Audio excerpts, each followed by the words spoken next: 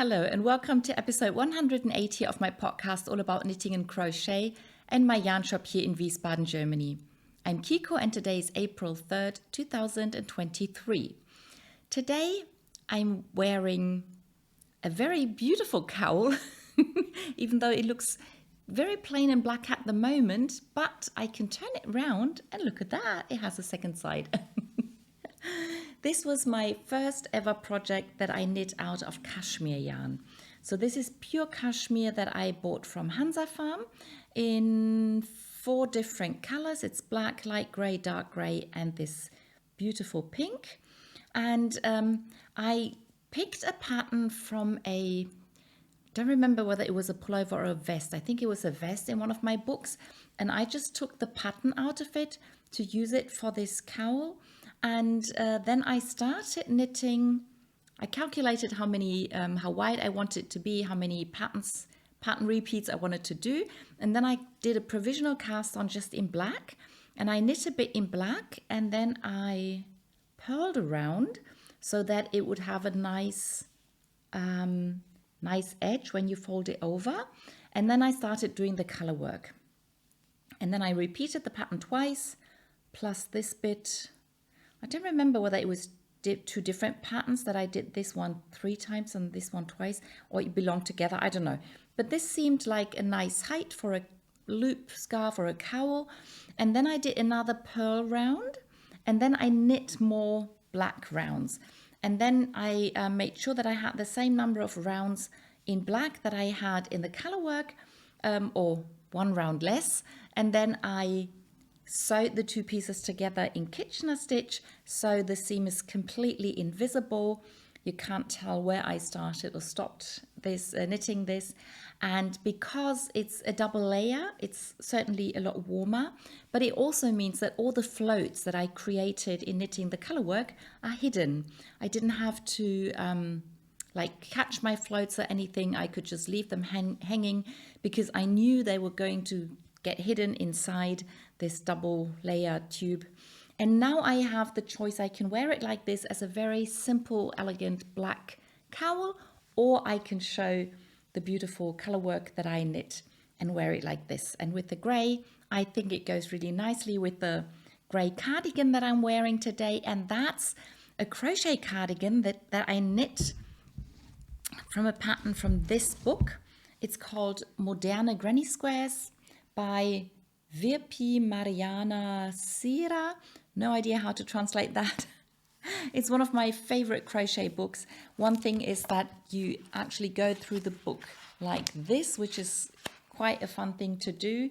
And I immediately fell in love with this cardigan that I made. The instructions are mostly fairly simple to do, but it doesn't have a lot of explanation. So you're supposed to figure out how to do these things. So I did almost exactly the same color. I did change the size a little bit. So in the pattern, the hood is huge. The squares for the hood, I think, are bigger than the one for the back. So I changed that a bit. I think the hood's really nice and big. I can wear it very loosely like this, or I could fold it over and have it a bit warmer around the ears. I really, really like that. And otherwise, it's mostly constructed out of granny squares. So there are 2 squares that form the hood. There's 1 big square in the back. The sleeves are just 2 squares that I've folded in half. And the fronts are made of each 2 small squares. And then I added a few rounds just to get a bit more width. And I could have crocheted a bit onto the bottom of the cardigan to make it longer. I could have made longer sleeves by adding to the sleeves. But I like the fact that most of it is just simple granny squares, except for the few rounds that I added to the front. And the yarn is a pure alpaca yarn, also by Hansa Farm. It's a discontinued yarn. It was called Alpaca Mia, and it's the same yarn that I used to knit the black hats that I did recently. And just for the fun of it, I'll show you a little more today of what I'm wearing. So I'll stand on my chair again and I'll just show you this skirt again. I'm pretty sure I've worn it before on the podcast, but I'm not too sure. It's called a Bulgarian skirt, and it was designed by a Japanese designer. I forgot her name. And it's very simple to do. So you start with a knit 1 purl 1, and then you increase to knit 2 purl 2, and then knit 3 purl 3, and knit 4 purl 4. I'm pretty sure it's a free pattern, so it's okay for me to tell you this. And then I used 3 different balls of yarn that I had. There were like 3 single balls of yarn that I had. The first one was this colorway, then the second was this colorway, and the third ball of yarn that I used was actually just black and gray, and I added in some single color pink stripes, and then I ended with a black I-cord border. And because we are in the Sockmadness at the moment, but I'm not knitting Sockmadness socks at the moment, I thought I'll just show you the socks I'm wearing. I think this is the first time I've ever done that. But these were Sockmadness socks, I think from 2 years ago. I love the colors. I changed them to fit me, so I undid the end of the sock and made them shorter. They were called Etude, I think, and you had a little ball of yarn for each of these stripes. So I had like 6 or 8 dark gray ones, and then light pink ones, and then I had this beautiful main color by Opal. And these are some of my favorite socks that I love to wear. And I thought, just for a change, I'll show you today. I won't do that very often because it's not that comfortable to stand on the chair on one leg just to show my socks. Yeah, so that was a lot of what I'm wearing today. But why not? Change things up a bit every now and then, I think makes it more fun. Okay, so that was what I'm wearing. Now on to finished objects. I actually have 3 finished objects. I'm really happy about that. And I've only started one, but I have a lot of plans. I'll show you the first, the oldest project first. And I'm sort of going from big to small. I finished my pullover. So this is the Hopi Pullover out of this book. There are again a lot of books today. So I have this book, Einfach Nordisch Stricken by Linka Neumann, and I knit this pullover. And I know my pullover looks very different, and that's mostly because I used colorful yarn, a multicolor yarn as the main color. And then also for those 2 colors, I just used one multicolor yarn. And then everything that's turquoise in this pullover, I used solid color red. And I started off as per pattern knitting the sleeves. I did not knit the front and back bottom up, but I did a provisional cast on for the yoke. Then I knit the yoke bottom up, added some ribbing, and then I picked up the stitches and knit the fronts top down. That's what I was looking for. And this is what the pullover looks like now.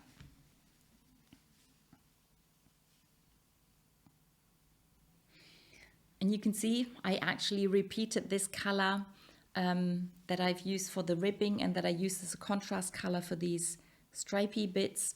I repeated that for the ribbing down here because I used up everything that all the balls that I had started knitting the front and backs, and I thought it was long enough and I didn't want to start a new ball of yarn just for the ribbing, especially as I had some leftover yarn in that color.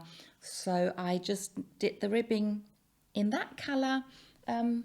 These are the funny stripes that I hadn't realized I was making, and then I put most of this color into the back of the pullover. But it's also funny, like there's a lot of green in here but very little here and down here, and then we have a little more green just a little everywhere. And I never realized that the dark blue was sort of making these arrow shapes until I'd finished knitting it. So that's very interesting. I don't know if you remember what the pullover looked like exactly the last time I showed you before I washed it. but I've already washed the pullover. I didn't actually block it. I just laid it flat to dry because I was very happy with the size. There was nothing that I wanted to change. But I think that the stitches look a lot more even now that it's been washed.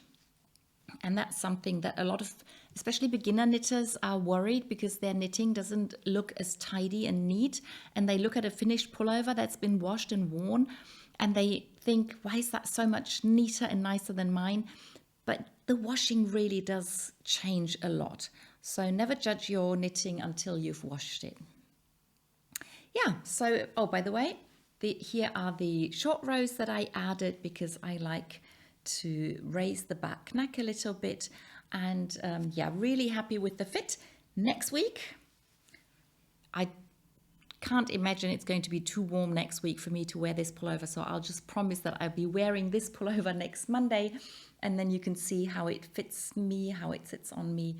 And yeah, that should be nice. So that was the first finished object.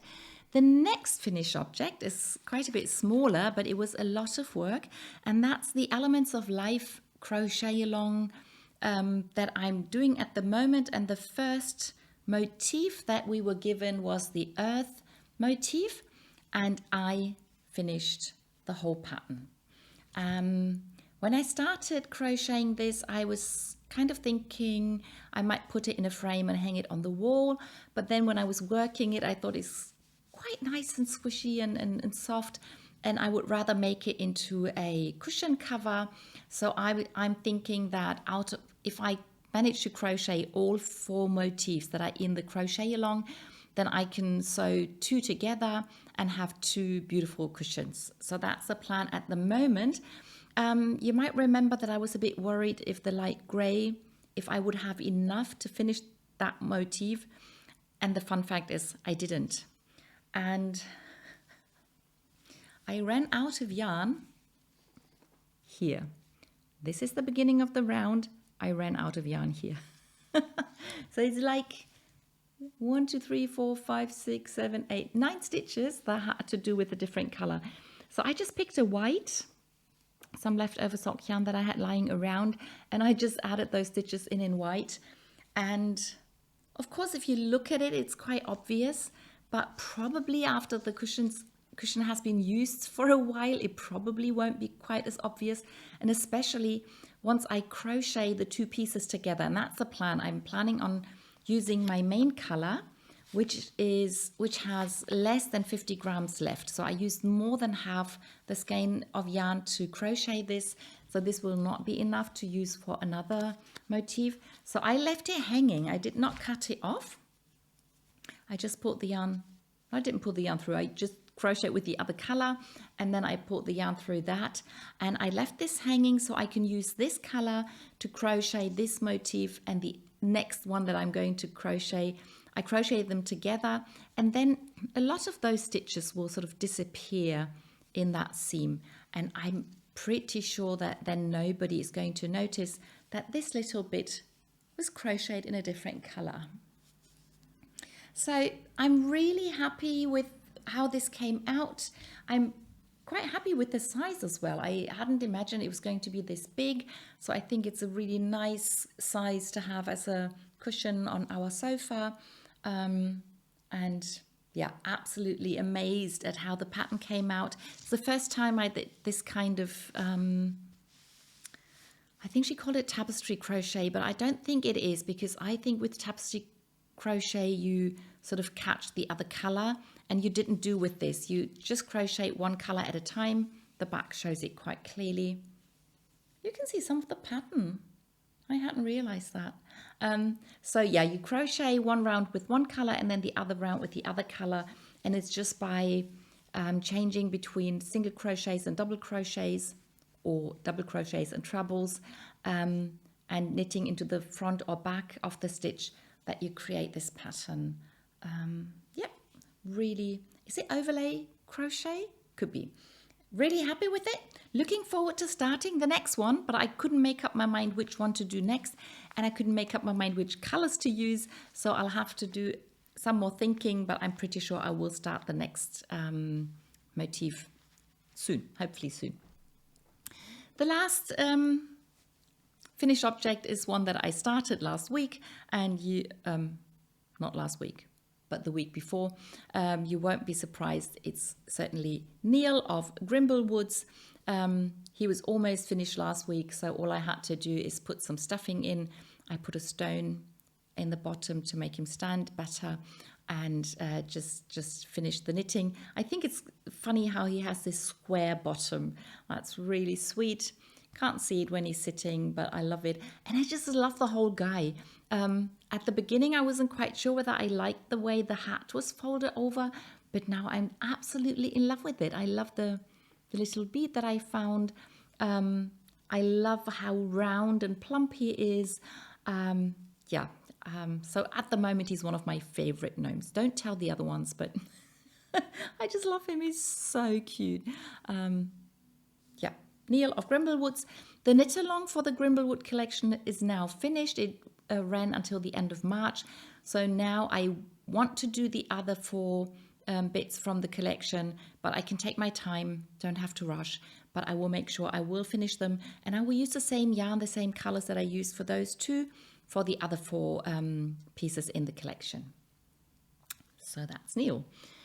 That were all my finished objects. Then on to works in progress, and as usual I'll start with my socks, and the first one I'm going to show you today are the knee-high socks. Haven't shown them in a while because for some reason I neglected them, and I'm knitting on the second of my knee-high socks.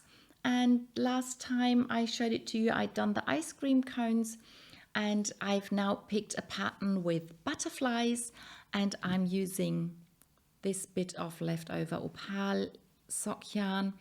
I think the series was called something like Fresh and Fruity, but it was something with fruits, and I knit some beautiful socks out of that yarn that I gave away, and I've used that same yarn, I think, down here, and also for the first sock, the first knee-high sock. And now I've started the pattern, and this is one of the wingtips of the butterfly, and these are just some little in-between motifs so that the floats don't get too long. I have 6 stitches too many for the pattern, so that's why I'm doing this sort of checkerboard pattern at the back of the leg, and I can fit 3 butterflies on the sock, so there should be 1 in the front and 1 left and 1 right. And yeah, really like it. Just need some more time to continue knitting on these, but now that I've established the pattern, it should be easier to just pick it up every now and then and add a few rows, so I can hopefully finish the butterflies soon. And as soon as the butterflies are finished, I think I have maybe exactly or almost exactly all the rounds that I need.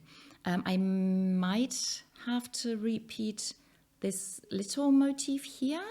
I don't remember what I counted when I counted the rows, so I'll have to check that later once I finish the butterflies, and then hopefully someday they will get finished. Okay, the next pair of socks are the Meandersocks. That's a bonus pattern by the Sockmadness, so I can show a little bit of Sockmadness, but it's not a proper competition sock, so that's why I showed you the socks that I'm wearing. They were proper competition socks. So I finished the first one, I showed that last week, and I did start the second one, and again it's a toe-up sock, but you need a circular needle for the beginning because this is not knit as a usual toe-up sock, but you do a provisional cast on, and then you knit like a heel, and then you start knitting in the round, and that's when I changed back to the double pointed needles. And so the motif looks exactly the same, and the beginning of both socks is actually the same, but then at some point the pattern starts to change for the right and the left sock, and it's where it stops being symmetrical. Then it will be the mirror image. Is that how you say it? Yeah. So managed to knit that, still enjoy it. My sister's looking forward to getting beautiful socks, but I'm not rushing it. It's just something that I can knit in between. As the same goes for the next pair of socks. These are the neon pink socks that I started from a new book that I got a few weeks ago with beautiful lace socks. And this is the first pair that I'm knitting out of that book. And I'm using this neon pink DK weight or 6-ply sock yarn by Opal. And this is the lace and cable pattern that runs down the front of the leg and the top of the foot. The back of the leg has this rib pattern, which runs into the short row heel. That was quite fun to do. But then the second half of the heel is just stockinette, and the sole of the sock is going to be stockinette as well. And now I'm just continuing the pattern. There is also going to be pattern in the toe, and the pattern is written in a way that it looks best if you do 2 full pattern repeats in your foot.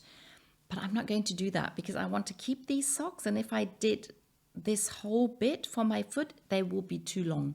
So I'm not quite sure whether I'm going to knit the toe the way it's written, and then maybe the pattern is not going to fit exactly. Or maybe I'm going to change the pattern that's in the toe. I don't know yet. I'll have to look at that. I will make that decision once I know how much of the pattern I have actually knit for the socks to fit me. I can see how many rounds the toe is going to take, so I can measure exactly how long to knit before I do the toe. And and once I've done that, I can start making decisions on how exactly to knit the toe. Should be interesting. Yeah, that's it with socks. The round 2 of the Sock Madness finished last Saturday. We got the specs for the new socks sometime yesterday, but so far the pattern hasn't dropped. So I know that it's going to be 2 colors, and we are putting beads into the socks again, and we are going to need quite a few beads, and we need beads in 2 different colors. So that should be interesting. I've looked at the beads that I have because I don't have that many beads at home, and I will probably choose the yarn to go with the beads, but I will not make a decision until I've seen the pattern, because in the past, whenever I've chosen a color before I've seen the pattern, I've always changed my mind after I had seen the pattern. So now I don't make any decisions beforehand. I always wait for the pattern to drop and then choose. And I have a lot to choose from, so it's easy for me. Okay, that's it for socks, for Sock Madness. No gnome on the needle at the moment. So the next project would be my little dinosaur skeletons. I cast off the second square. So now I have 2 dinosaur skeletons that can race each other. And I started the third one.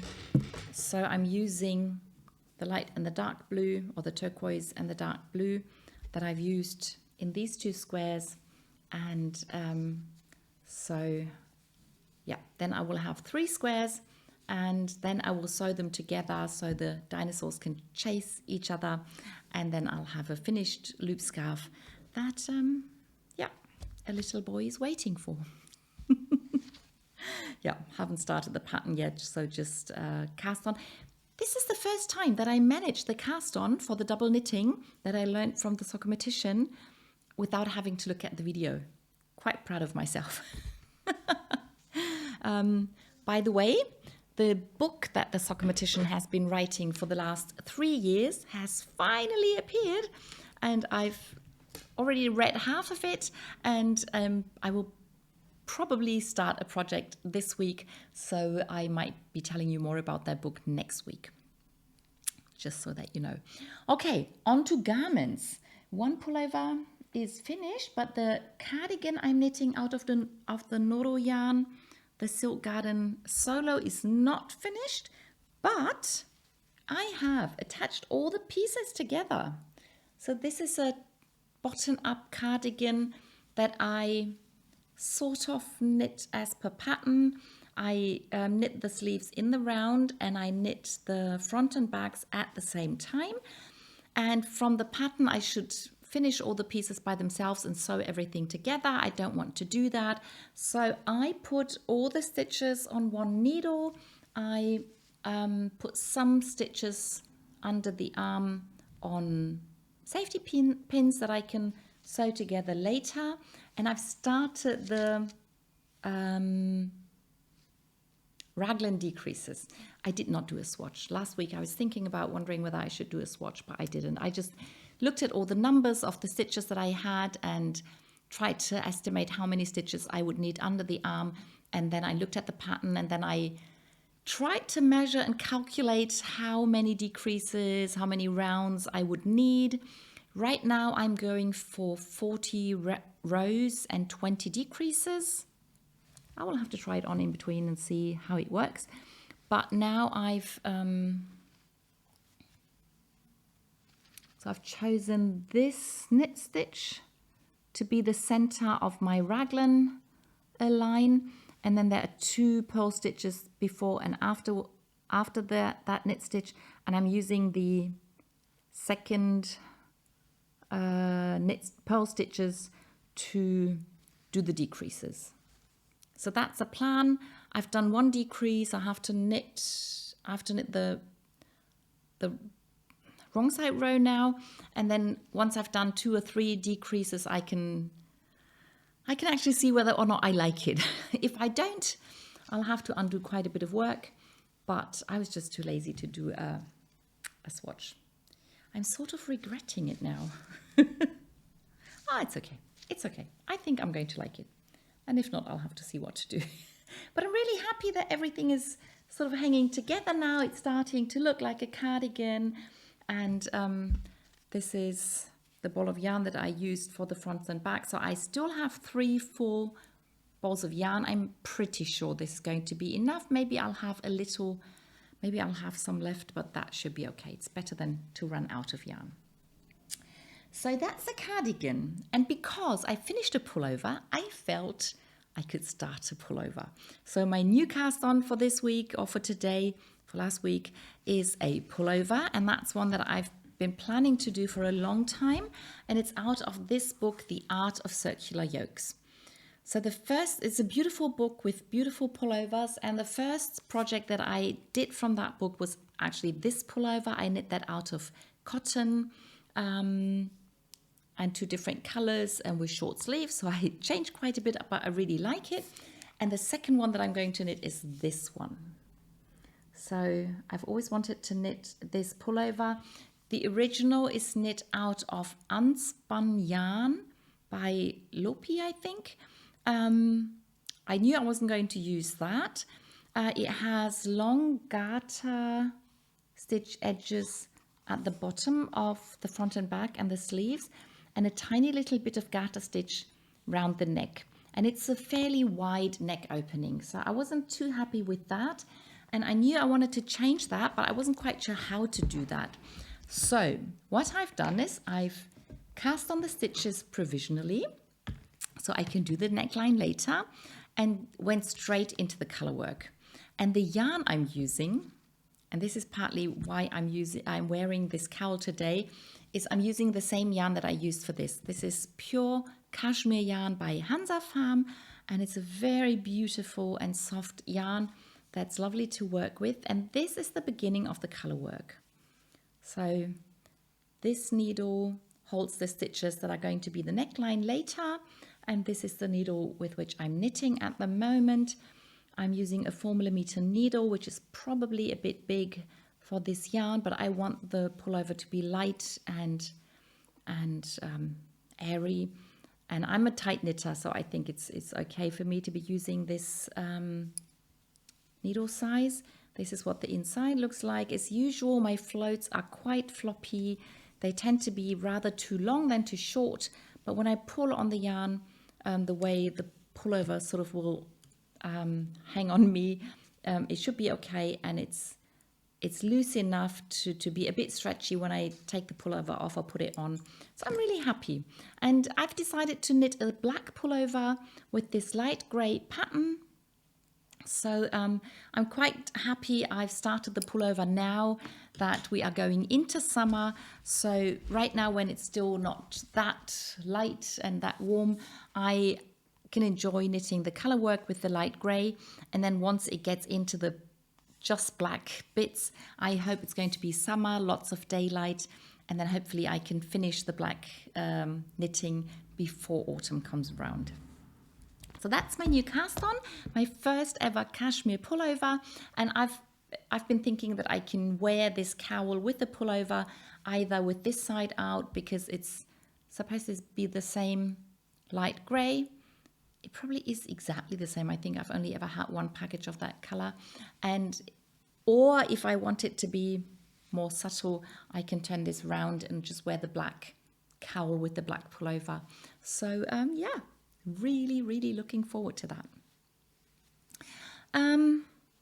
Okay, that's the pullover. Then on to shawls. The Pierre shawl by Stephen West, knit out of hand-dyed yarn by Wolldackel. Knitting too many stitches because I didn't read the pattern properly, but I'm still happy with the way it looks. I finished knitting the stripe bit. That sort of corresponds with this bit. And I've just started sort of the first row, that's sort of the base for the seat stitch bit. And that bit I want to do again in both the colors. And then once I finish that, I will go on to just knitting the dark color. Yeah, so quite a bit of knitting done with the many stitches, not too much to show for it, but still enjoying the knitting and looking forward to wearing this. It's a quite a warm shawl with this being pure wool in DK weight, but still with the light colors, I think it sort of goes with spring, and there are probably plenty of cold days in spring that I can wear this. So I'm looking forward to getting this done. And the other shawl that I'm wearing, that I'm knitting by Stephen West is the Fragmentation Shawl.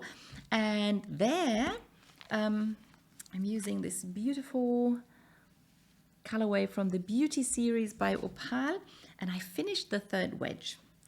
Really happy that that worked out. Let me show you. So this was the first wedge, and that was the second, and I finished the third, and I've started the fourth wedge. So that's always so exciting. So that's what really makes it interesting.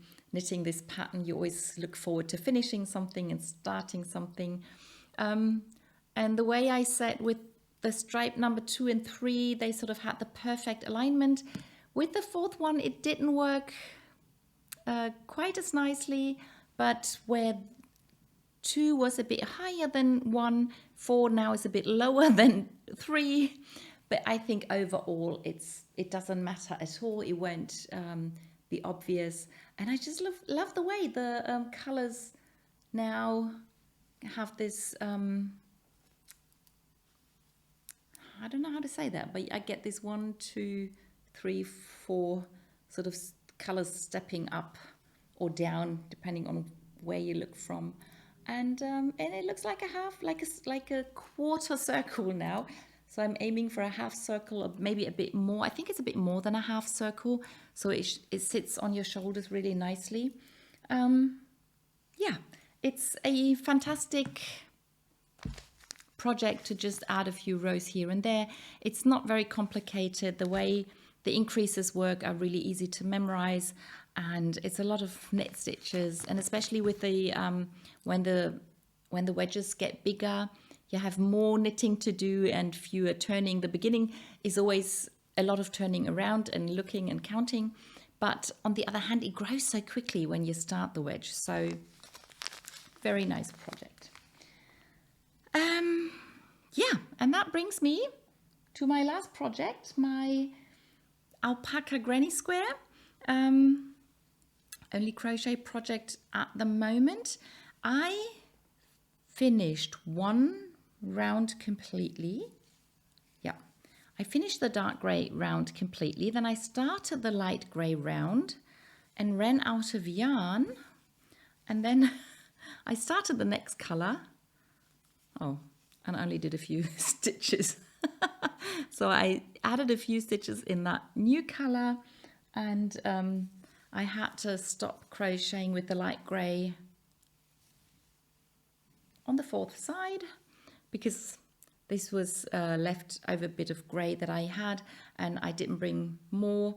So I still have to finish the fourth side of the square in the light gray, and then I can complete the darker blue color, and then I'll go back to the dark gray charcoal color, I think, and then I'll have to see which colors I use next. I was pretty sure I'd taken a photograph of how I had planned the colors, how to use the colors, but I can't find the picture, so maybe I will find it, otherwise I'll have to make a new plan. Yep, so alpaca granny square with all the colors there are in the lace weight yarn by Hansa Farm. Still happy with that project. Yeah, so that was everything I knit and crocheted last week. I hope you enjoyed the video, and I'll see you in the next one. Bye!